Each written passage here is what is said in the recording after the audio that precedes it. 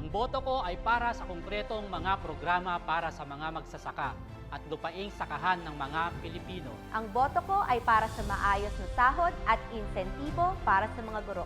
Ang boto ko ay para sa dekalidad na edukasyon at maayos na pasilidad para sa mga mag-aaral. Ang boto ko ay para sa permanenteng trabaho at maayos na benepisyo para sa manggagawang Pilipino. Ang boto ko ay para sa pantay na karapatang pantao. Ang boto ko ay para sa inklusibong oportunidad para sa marginalized sector. Ang boto ko ay para sa kinabukasan ng aking pamilya. Nakasalalay sa boto ng bayan ang pagbabagong hangad ng bawat isa. Sama-sama nating ipaabot ang ating tinig dahil nasa kamay mo ang pagbabago ng bansa. Bantayan ang boto para sa pagbabago.